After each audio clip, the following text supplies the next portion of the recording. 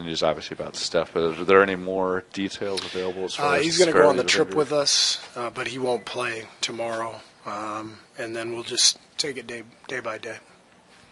How was his overall demeanor afterwards? It's good. I mean, he said it was a little bit like the Atlanta one. You know, he wanted to lobby to come back in the game, and we wouldn't let him, but he said it was kind of a similar tweak, but so we got to be careful with it, and you know, like I said, we'll just take him on the trip. He won't play tomorrow, and we'll see from there. Steve, at what point is it a cumulative thing with him? Especially, I guess it's the fourth one he's done.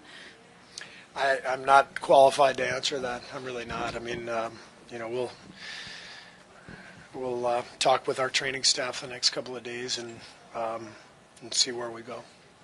Obviously, the offense at the end there looked like it was pretty much clear out for Kevin. Was that a coaching call, or was that just kind of happen naturally when he's going like that? It was brilliant coaching, just wonderful coaching. Yeah, I mean, he and Draymond, you know, got into the pick and roll action and did a great job. KD was just breathtaking down the stretch, amazing, and I just liked our fight. I thought we actually played all right for most of the game. You know, we didn't turn it over. Played pretty good defense. We just couldn't make a shot. But we also didn't raise the level of competition to that fever pitch that we need until the final few minutes. And that's, I thought Kevin was instrumental in that, just kind of taking over the huddle and taking over the game. I know you can't medically, give your opinion on the recurrence of the right ankle injury, but can you feel that frustration within him bubbling, that you can tell it's the right ankle again and again, and he really seemed to be head down today after? Yeah, I mean, of course he's frustrated, and I don't know what else I can tell you. He's in there. He's bummed out, but you got to it's part of it. You got to deal with it. Draymond got his third triple-double of the season tonight. Obviously, he started out not shooting so well. But you talked about that fight. How does Draymond just bring that fight in games like this, just doing everything? It's just what he does. He seems to be at his best when things go wrong for us, and we have to have that fight. He's one of the most competitive people I've ever been around, and when he gets going like that defensively, and he's all over the floor, blocking shots, getting steals, yelling. That's when we're at our best. Steve, there's 11 games that Steph was out, and I guess 2 more. Where did how they played then go into play into a game like tonight where they had to, again, play without him? Well, I think our guys understand when Steph is out, everything changes. The whole building feels that there's not as much energy and pace and frenzy, and so it becomes a more methodical game. And we played well without Steph when he missed those 11 games. I think we went 9-2, and our defense was great. And that's what it's going to take. We're going to have to take care of the ball like we did tonight, and play great defense, and find some offense as we go. You've been very clear that health and rest is more important than number one seed. But does this even emphasize? I mean, do you almost say, "Hey, don't even think about the number one seed at this point," or how do you approach this? I wouldn't say that. You never know. What's going to happen, and we're half a game out. So I'm not thinking about the number one seed. I'm thinking about our health, and we'll get Steph healthy. But we've proven we can win without him. We already did it at one point in the season. We'll have to keep doing it and until he's back. But I'm very confident in this group, even with some injuries. With the injuries to your guard spots, even plus McCaw, it's been pretty obvious the need for Quinn Cook lately. He's coming up somewhat close to that 45-day threshold. Obviously, he can't play in the playoffs if he's a two-way guy. Is there a thought to maybe get him as a roster guy?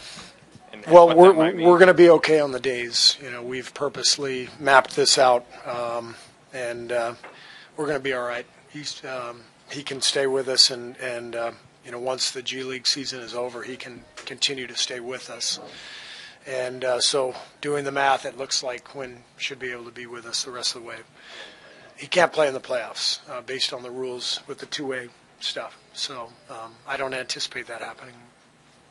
Steve, is that sort of the energy that you envisioned from JaVale, especially early in the game? Yeah, he was great. I thought JaVale really gave us a good lift, a lot of energy, a lot of athleticism, which We know that's what he brings.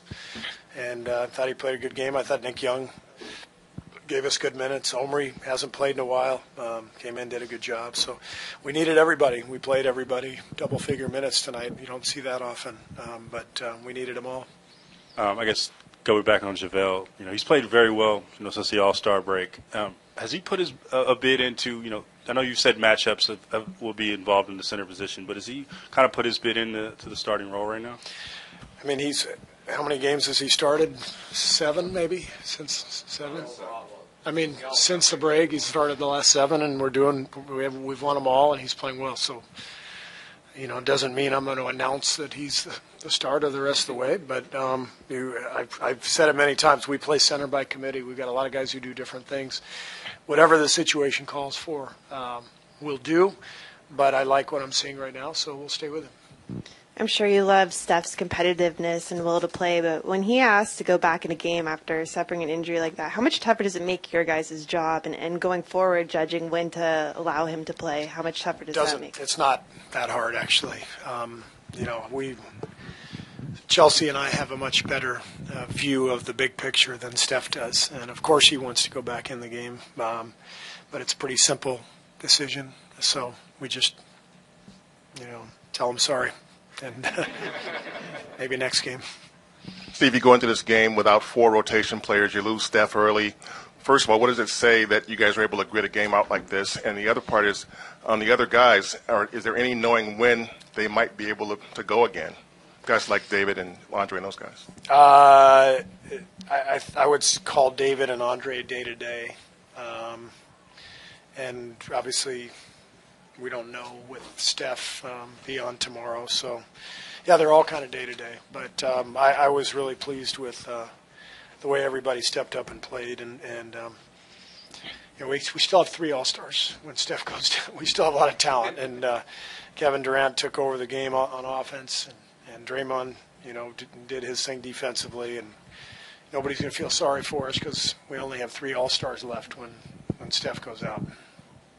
Steve, I know Clay continued on, but was he okay all night? He seemed like he was wincing or maybe he got back banged up. Yeah, he got banged up first half. I think it might have been his hip. I think he ran into DeJounte Murray, but he seemed like he was okay at the end of the game.